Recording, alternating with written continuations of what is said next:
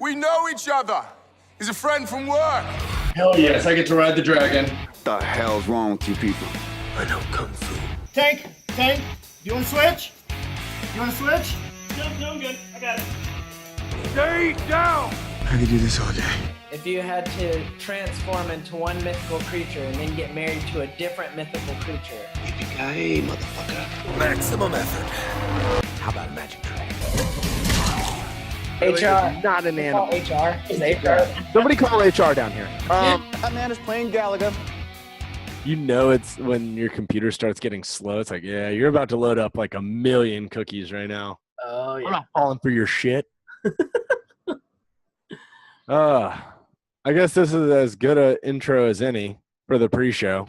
The show we do before our other show, hence the name pre-show. That's right. Lethargic, just like Tank's brain on drugs. 3, 2, 1. Yeah. I didn't hear anything, Tank. Nice. They just popped really fast. What are you drinking, Tank? Tonight, Mick Ultra, because that's what was on my fridge. Oh, you're watching those carbs. Yeah, that's right. I'm watching my girlish figure. So my buddy who's a workout nut he's one of my D&D players. He always brings a case for D&D, and so that's just what was in my fridge. Did you say he works out? Yeah, he's like a fitness guy, and so like he doesn't. So like, do you really think that it matters? I mean, comparatively, it does not a ton, but compared to like Stella that I normally drink, Stella is a much heavier beer than. Mick Oh, Ultra. dude, all my beers are extremely heavy. Well, it's because you're an IPA guy, so. Yeah. Well, true. I have put on weight since after the Marine Corps. In the Marine Corps, I was drinking straight Coors Light. Yeah, which is a half step above water. No, it is water, I'm sure. And yeah, I was like 180. Now I'm like 205. I'm going to base it 100% on beer. Not the fact that I used to run 10 miles a day and now I run 0. Yeah. Zero stickers. Oh, yeah. Dude, 100%. That's. Yes. But get back into zeros, kind of like rats, right? Look at that transition. Okay. All right. I'll take it. All right. A good warm up for the show. I've been dying for somebody else to watch Deadly Class. Have you started this show? Dude, I am caught up. You mentioned it a couple weeks ago on the show, and I was like, all right, whatever. I was like, I'll give it a shot. Dude, it shit sucked me in episode 1. It's so good. It is fucked up, but I kind of like it. And you have to like it. Dude, Especially this most recent episode. Like, did you watch this past week, the one where they're in Vegas? Yes. I am. Are you fucking kidding me? Dude, that episode is just fuck. I mean, I get it. They're on acid, but it's like the guys who were animating were also on acid. Holy shit. It was so good. So if you haven't caught on by now, this is going to be a Deadly Class 3-episode update because Tank was like, hey, I started watching Deadly Class and this show is great. So, of course, I'm going to jump on any train that's Deadly Class and talk about it. Yeah. It's so sick. So, what are your thoughts on how much money they've put into this? Because just going by that episode, the last Vegas episode, that CGI was not cheap because it did not look cheap. There was nothing cheap about this show is beautiful. It's beautifully shot. I love all the animation stuff, like the actual like cartoon animation that they kind of sprinkle in when they go back in time to tell the backstories. Yeah, and then this most recent episode, it's just one giant acid trip, and it's fucking weird.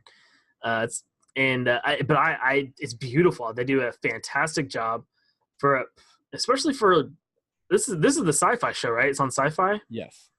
Yep. For a network that is not known to splurge on their shows, it's beautiful. And either they're like found a really cheap way to do it, or they're spending the money on it.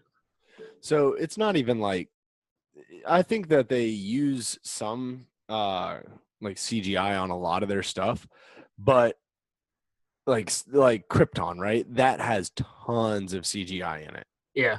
But the way that Krypton and so I haven't watched Krypton. I'll be honest, but I do watch The Magicians, right? And some of that CGI looks a little hokey. Yeah. And there's another show on Sci-Fi that I used to love. Can't remember. It has a huge arc in it, and it's a whole bunch of different species living together. Stargate? No, not Stargate. It's kind of like that, but it was newer. Oh. I don't know. I can't remember. I will now. say, even while you're thinking about that, even the practical effects side, like it's just shot so beautifully. Like the lighting is like the perfect tone for the movie. The practical effects look great. The fighting looks great. The weapon work is pretty good. The weapon work's probably the weakest of the fighting for most of it, but even that is still passable. It blends in. Yes, exactly. They know their weak points, and they don't highlight it. Right. So they do just enough of it to be like, cool, here's a cool thing, but here's back to what we're better at. And another thing, just touching on the weapons real quick, I love that the main character, Marcus, is no good at fighting or weaponry. Nope. He sucks at both. It's a very My Hero, Naruto, Goku, not so much Goku, but very much, this is very, Black Clover, very, shit at everything, have to bust their ass to become good at it, story. He's not even getting better. Like, he still sucks. But so far, it's only 5 episodes in. I like, was episode 2, where he goes to the improvised weapons class. Yeah. He aces it. And they're like, wait, how did he ace it? Like, that sucked. He choked you out with a phone cord. And he's like, well, you're not always going to have weapons. And ever since that class, it always seems that Marcus has found something, like a random weapon. Whatever he can get his hands on. Because that's it. Like, he has no formal training. That's how he's going to survive, is by just finding the closest rock and bashing you over the head with it. Or finding some shit off the grocery shelves and just throwing it at you to distract you. So, if you're listening to the show, it's a spoiler alert, okay? You should definitely watch the show. But Marcus's kill count is up to what now? 3? 3 or 4?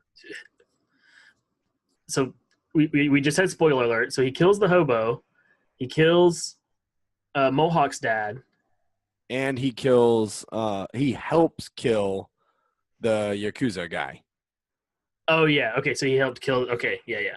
And then that's it, right? So far, yeah, because Homegirl killed Pedro. And Chico, yeah. Oh, that. Okay. So let's touch on that for a second. There's so much in this show to unpack. Oh, my gosh. There's so much. Like the next 4 pre-shows are just going to be us talking about Deadly Class. Yeah. So, okay. Let's talk about the Chico fight, right? Chico is such a strong character. I love that guy. Like, the actor who plays Chico, so good. Yeah. Like, he makes you hate him, Yes. Like, he has the perfect gangbanger vibe that he puts off the entire time you see him on screen. And it was episode 2 or 3 where he gets Maria to get the guy in the car, and then he's like, boom! And shoots him. And he's like, I just need you to remember who I am. Dude, that shit was sick. I was like, oh, shit. And then in Vegas, Maria and Marcus hook up, and Chico, that dude's got problems. Like, jealous much? Yeah. Well, I mean, okay. Like, that was a genuine good reason. But he has stalked her the entire show. Yeah. Like, wouldn't let her go to prom, wouldn't let her do anything. And prom, she was just trying to go with her friend that's a girl. Right. So it's like, okay. But this whole time, like, he's beating on everybody. Like, everyone. Yeah, he wrecks everybody.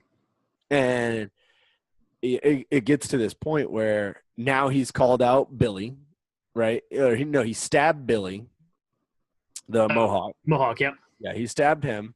He was killing Marcus. Oh, yeah. What's Willie? Yeah, the black guy? Yeah, the gangster. Yep. He punked him. The pacifist, You're yeah. done. Yeah, he's pacifist, so he's like, you're done. Like Yep. when I get back to school, you're done. Yep. That's over. And, like everything was done, and I was just like, oh my gosh, like he has just punked out this whole group. Like Chico is the strongest character, period. Right? Like at this point, that's what you're thinking. Is like he's dominated all of them. Like didn't he beat up Yakuza girl too? Yeah. Yuri? Yeah. He didn't like hurt her. He didn't hurt her real bad, but he kind of took her out of the fight. Yeah. So he's like all with that little knife and that handgun. Yeah. Like doing work. And then Maria cuts his throat with that fan. Like, okay, I was watching this by myself, right? Because Kelsey doesn't want to watch it. And when that happened, I was like, fuck yeah.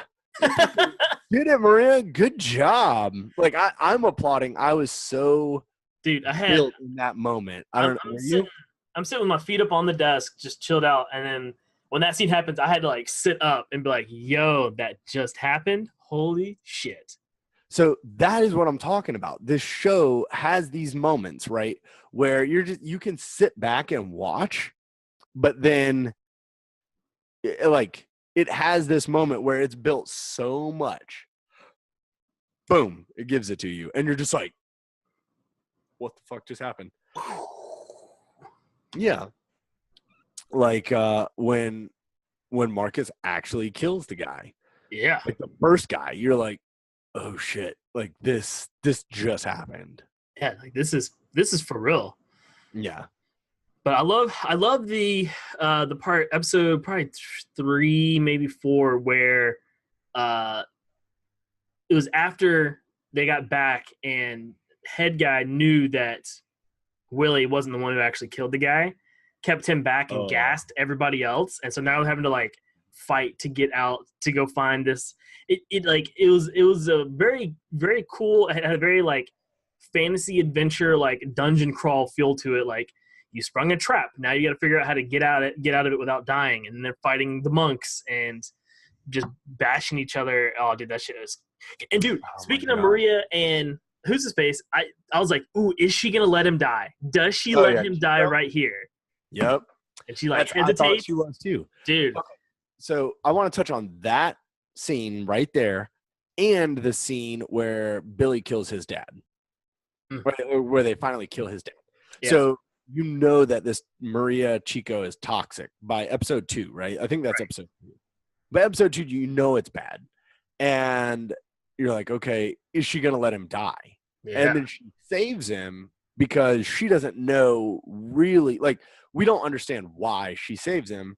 They kind of leave that up to us to interpret, right? But it's kind of like she doesn't know who she would be without him.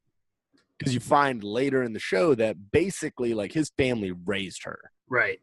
So she may hate him and hate his family, but it's still like that whole. It's very not that most people don't like the movie, but Fast and Furious Tokyo Drift, where the girl was brought in by the Yakuza family and raised up and wants to get out. Yeah. Right. So it's like they're your family, but at the same time, like they treat you terrible. Right. And that same moment with Billy where he like this 2 episodes now he's been saying my dad's got to die. You know, he's got to die. And then when it comes down to it, yeah, when it actually happens, he just sat there and cried. Yeah, dude, it broke him. I mean, it really showed that, like, okay, yes, they're assassins, but they're still children. Right. They're still they're still in training. There's still a lot, you know, you don't just become an emotionalist killing machine overnight. To me, the show has so much potential. Like it's so good. I think it's great. Yeah, I'm when you very first brought it up, I was like, okay, we'll see. It's a sci-fi show. I probably won't watch it. But then when you brought it up again, I was like, all right, fine. I'll give it a shot. Let me see what it's all about. And I'm so glad I did. It's so fucking good. So, okay, let's I hear Naru trying to chirp in, but let's do this. Who is your favorite character in the show? And why? It's probably